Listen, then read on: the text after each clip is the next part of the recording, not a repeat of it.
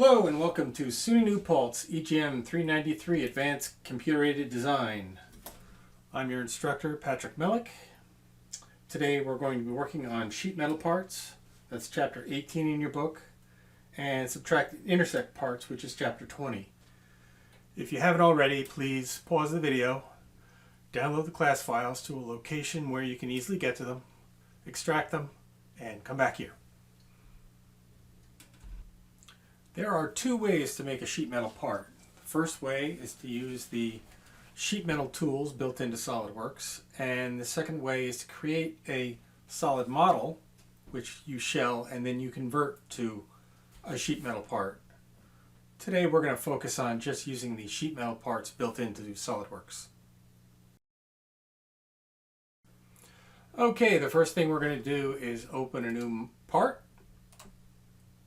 And we're going to make sure we're set for inches, pounds, and seconds. And if you need to change that, just hit that up arrow, select inch, pound, second. And next we're going to add the sheet metal tools to the command center. So just click on it, right click on any tab and then come down to sheet metal and click that. And then sheet metal's been added.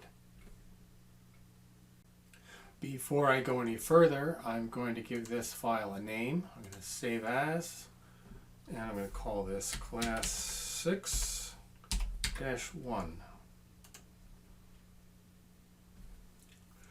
So now let's create a sketch, and we'll put that sketch on the front plane. First thing we're going to do is draw a construction line, vertical from the center. Then I'm just going to roughly sketch what they've given me, which looks something like this. I'm not going to do the whole thing. I'm only going to do this portion of it. Now I'm going to start dimensioning it. This first dimension will set the scale for the whole sketch. So I'll just call this 0.220. And then I'll just add the other dimensions that they've given us. 0.290. 0.690, and the overall dimension here is 1.680, and then I'm going to create a horizontal relationship between this point and the origin. That'll line everything up, and now I'm going to mirror it. Actually, no, there's a dimension missing between here and here. And I'm going to make that 0.175. Now I'm going to mirror it. So I'll select the mirror command, select all my lines, say mirror about, and say OK. Then I'll draw a line between the two. And you can see it's created horizontal line relationship there. I'll add this overall dimension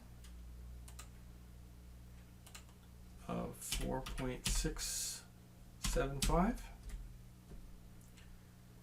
Now, as you can see, our part is not yet fully constrained. So if I get out of dimension and I come over here, let's see what's still moving. This whole thing is moving. Why would this be moving? Because there's no dimension here. Well, I could do one of two things. I could add another 0.175 dimension here, or I could just select these two lines and say they're collinear. That makes them the same height, and now the sketch is fully constrained. Now the next step is to create a base flange. So we go over the sheet metal tab and just select base flange, and then we come here and it's going to be a mid-plane, which means we're going to extrude in both directions.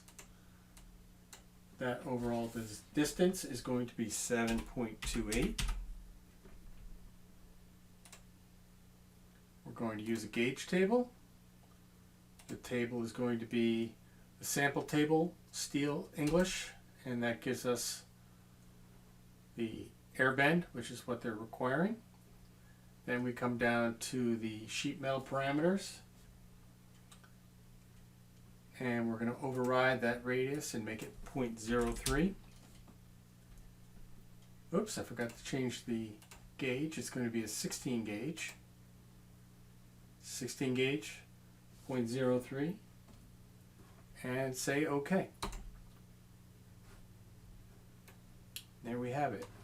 If you open this up, you'll see that it's created a bunch of bends. So it's actually converted our model with all our bends into a series of bends that you could do using the edge flange command. So you could build it up using the edge flange command, but this is much easier to just draw the lines and let the software do the work. The next step is going to be creating a cut feature. So we'll go to the top view and we'll come down to this corner here and we'll go to sketch and we'll select this top surface, and then we'll go to the rectangle, make sure it's the 2-corner rectangle, and we'll drag a corner and a corner, and we'll get out of that, and then we'll make this line and this line collinear, and then we'll set our height between here and here to be 3.55, which is close to where we are. 355.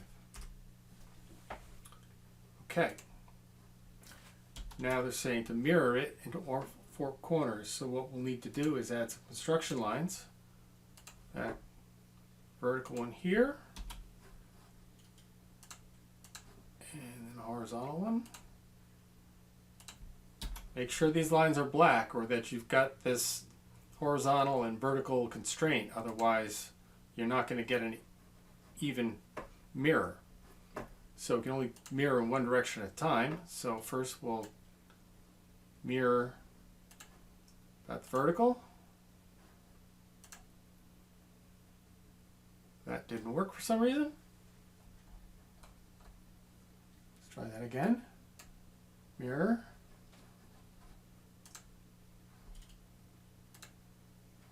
About this line. There we go. And then we'll do it again. We'll select both sets of lines. Say mirror. Mirror about this line. Now we have all 4. Now we're going to do a cut extrude. They say to use the sheet metal one. I found that the cut extrude in features and the cut extrude in sheet metal is the exact same tool, so it doesn't matter where you grab it from. And we're going to change direction, and we're going to do it to the vertex. So we're going to extrude down to the vertex, up to vertex, and we're going to pick that dot right there so that it comes down to the bottom of that bend, just like that. And select OK. And there you go. Okay, let's do ourselves a favor and do a save right here. Now the next step is an edge flange. So we select the edge flange, and we select the edge, and we drag up, and they want that to be to a vertex. So we select the vertex, and then the vertex they want is this point right here. And for flange position, they're suggesting the bend outside. That'll move the flange away from the part so that you have a gap. And let's exit that command. Now the next step is they want us to edit the profile here. So we got to go back into it. We'll edit that feature, come up to edit flange profile, and they say to pull this away, and then come in here and select these curves. So I hit Control and I select the curves one at a time.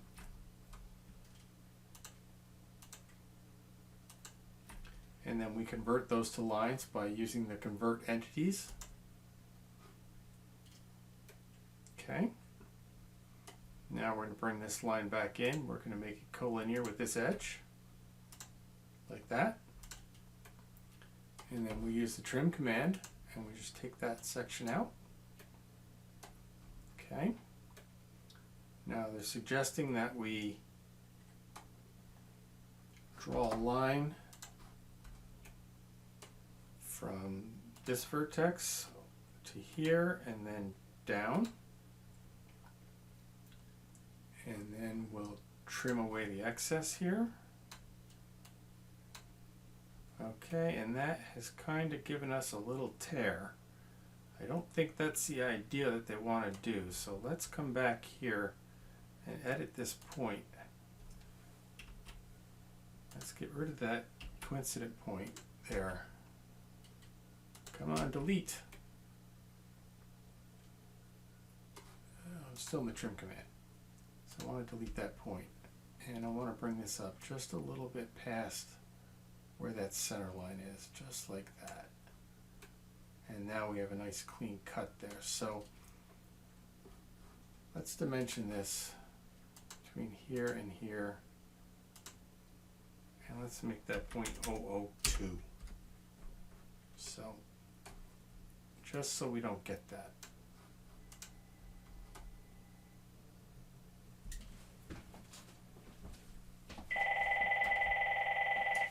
Sorry about that. Now, they want us to do the same thing to the other side.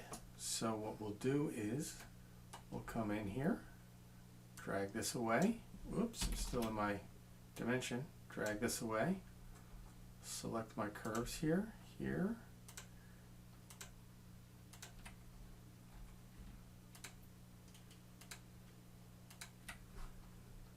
Convert my entities. Come back in, make this collinear with this edge. Trim away this inside. Now we're going to draw a line from here to here. Trim away that inside. And then we'll make this line and this line collinear. Now we're back, I hope, to a fully defined sketch. Except for that top line. I'm not sure. That's supposed to be tied to a vertex, but we're not going to touch it because I'm not sure what's going on there. So we're just going to leave that. What we'll do is we'll put a dimension. Put a dimension from here to here. And that's going to lock that in. Okay, let's finish that just like that. Now we're going to add another edge.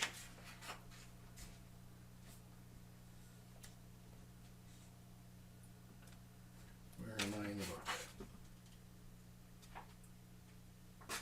We're going to add another edge. So we select edge flange and we select this edge here. And it's going to be blind and it's going to be 0.410. It's going to go the other way though. 0.410. It's going to be set to outer virtual sharp and flange position is going to be in. That looks just about right. And we close the command.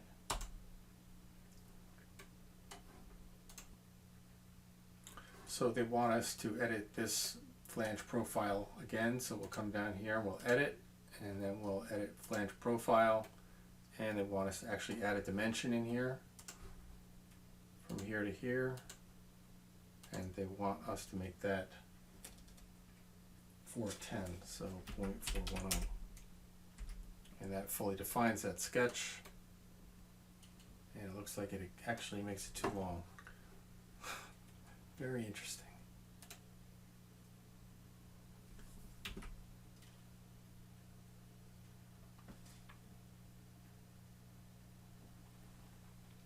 I select it from the wrong spot? Ah. So that's my fault. They want that dimension to actually, so let's delete it. I want that dimension from the outer edge here to here to be 0.410. There, now we have a gap. And we'll finish that. Now they didn't say it in the book, but they want us to put a flange on the other side as well. So let's rotate the part around, go back to our edge flange, another edge flange up. We'll do that to the vertex.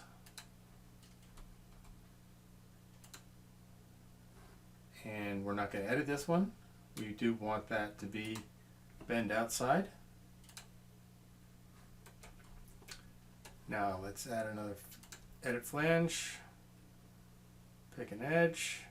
Let's see what happens if we pick this edge. And then we go in and we say 0.410.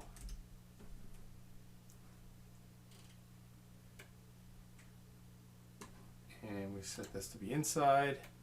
And there we go. And we're done. Not quite though. Let's go back in. According to the book, it looks like it needs to be flush with the outside edge. So let's come in here, edit this flange,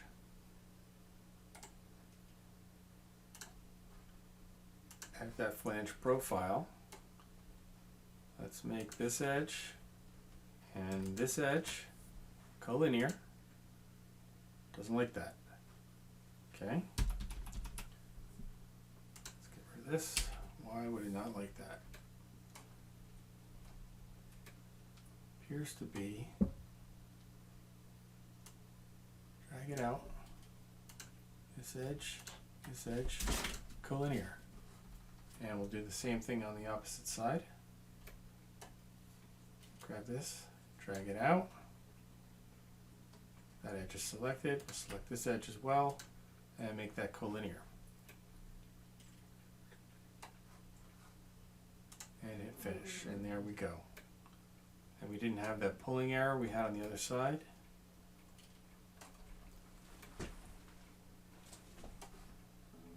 So, and let's do ourselves a favor and save again. So the next step is we're going to cut and paste a sketch from another drawing. So let's leave this open and we'll say open and navigate to where your files for this class are, and let's find the one called Vent Sketch. Vent Sketch, there it is. We'll open that up. Okay. And we'll do a select on it. We'll just do a square select. Didn't like that. I guess we have to edit the sketch. Edit the sketch. Select everything. Control C. And we go back to the other drawing. And they want it on this side. So now we come over here. We select the face. And we say Control V. And we got a sketch that's now on that surface. Now we have to locate it. So let's go into that sketch and we'll edit it. And we're going to locate it by putting in a couple dimensions. There's one from this top edge to the center line. I can find the center line. There we go. And that should be 90. Not 90. 0.9. Watch decimal places. And then we want to get out of the dimension command and go from midpoint there to midpoint, and there we go. Fully defined, located. Now we're just going to do a normal cut. So we go to cut extrude, extrude cut, we're going to link it to the thickness. Let's see, we're going in the correct direction. Yes, we are. And that's it. Normal cut, link to thickness, and there you go. You got a Jeep on the end. And let's save again. Okay, next we're going to add some more holes to the other end. So what we'll do is we'll come up, we'll select open, and we're going to look for the one called hole locations, which is a SolidWorks library file. So make sure it says all down here so you can see it. And we'll open that up. And we come over to the sketch, we click on it in the tree, and we say Control V. Then we do an Alt Tab and go back to our model. Select the surface and say Control V. Now we have to edit that sketch. I edited the wrong sketch. I didn't go down far enough. Add sketch, and first thing we do is get that centered. So we select there, and we'll select there, and we'll do a center it. And then we've got to add some dimensions in order to get everything where it's supposed to be. Let's see, we need to add a distance from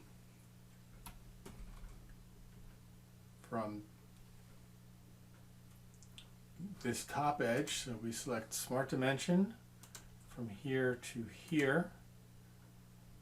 That will be 0.583. And then we'll add another dimension from this top edge to these holes, and that dimension will be 0.438, I'm sorry. And those two holes, the smaller holes, they will be at 1/4 inch, so we'll put a dimension of 0.25 there. And we need to get a dimension of from here to here. Oh, that dimension's already there, I'm sorry. We need to get the dimension from the lower edge.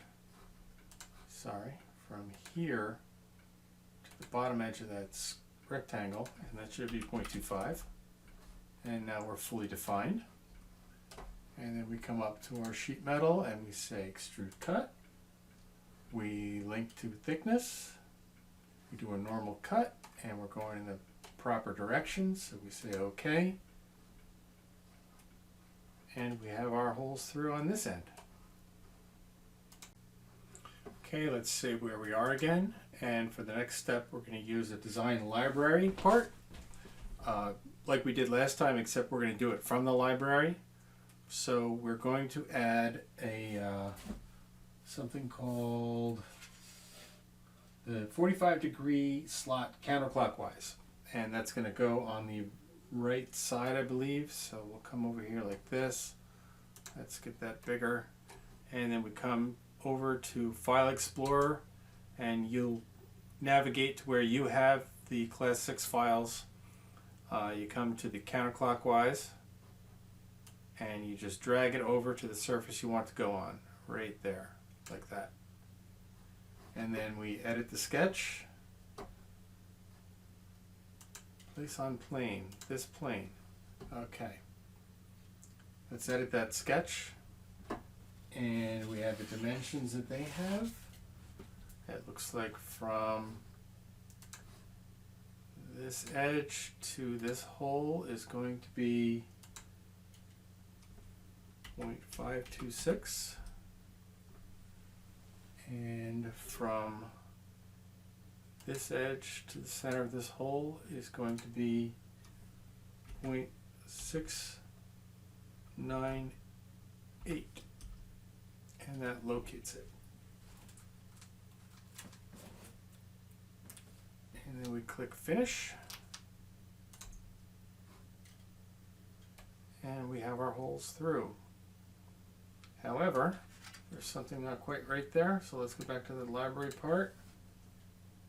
Oh no, I thought that hole was supposed to be there. That was simply for locating, so we're fine. And now we're going to add this same feature to the opposite side using the mirror command. So we come down here, we select the mirror, we go to features, say mirror, and we use the right plane. So we drag this down and we just say OK. And now that we have that feature on both sides, we're going to go back to the sheet metal and we're going to say flatten. And now we can see what this part would look like as a flat piece of metal. We cut out those shapes and just bend it, and then we have the bent part. And that's as far as we're going to go. We're not going to worry about the cut list. That's something that I've never used, and it's rare, so we won't even hold you to that.